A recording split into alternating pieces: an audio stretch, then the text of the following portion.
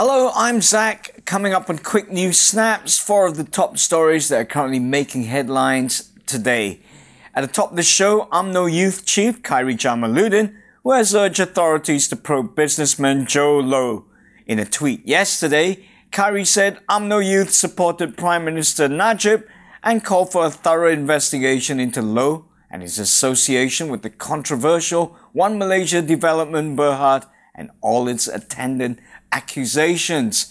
In a recent interview, Low told Business Monthly Euromoney that he has been made a scapegoat for 1MDB and that those UMNO guys are spin masters. Low was of course referring to the accusations leveled at him by critics of Najib and 1MDB over his alleged involvement in the company's investments. Staying with Khairi, the Youth and Sports Minister did not mince his words when informed that Malaysia had dropped from 153rd to an alarming 164th in the FIFA World Rankings list within a period of only 2 months. Khairi said that Malaysia's lowly position in the FIFA rankings list was alarming and defied logic because Malaysia are ranked lower than some ASEAN countries like Bhutan, although the squad under Dollah Saleh were able to reach at least the semi-final or final in the Southeast Asian Games or the AFF Suzuki Cup. Now, for a football-crazy nation like Malaysia, Quick News Snaps feels that we as a nation really should be more competitive, hardworking and organized both on and off the pitch and at both grassroots and professional levels if we are to finally reach our potential. No excuses really, as one tends to reap what one sows, as the history of sport has shown us time and time again. Okay, moving along, the only government-run veterinary hospital in Kuala Lumpur is facing staff shortage. In a Star Online exclusive, it was reported that the situation at the Kuala Lumpur Veterinary Hospital is so bad that on some days, the hospital was actually forced to close as there was no medical staff available for duty.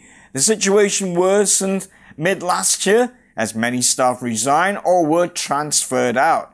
A source from the hospital said that they had always been understaffed and workers had to perform multiple tasks.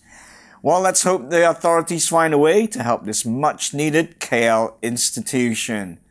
Now, over in Washington, President Barack Obama told Congress yesterday that he intends to remove Cuba from a U.S. list of state sponsors of terrorism, clearing the main obstacle to restoring diplomatic relations and reopening embassies shut for more than half a century.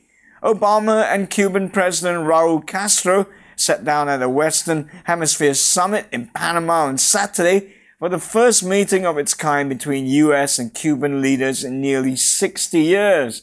Foreign investors in Cuba said delisting the country would prove positive for the Caribbean island's economy. Many of Obama's fellow Democrats has hailed this decision, and some experts have said that it was long overdue. Looks like we are witnessing history in the making here. Finally, renowned young diarist Anne Frank was remembered through her own words rather than a minute's silence yesterday in a new UK campaign to commemorate 70 years since her death in World War II. The Anne Frank Trust UK launched a social media campaign called #NotSilent that saw celebrities and the public invited to record themselves reading 1-minute extracts from her diary about life in hiding from the Nazis. The videos were then posted under the hashtag online. At a recent ceremony held at London's British Library, school children read from Frank's famous diary, whilst Holocaust survivor Frida Wyman recalled being at Auschwitz and Bergen-Belsen concentration camps at the same time as Frank. Now 70 years has passed, but it's really good to see that Anne Frank and her legendary journal has not been forgotten. It's really important that the younger generation do not forget what happened during World War II to ensure that nothing like that ever happens again.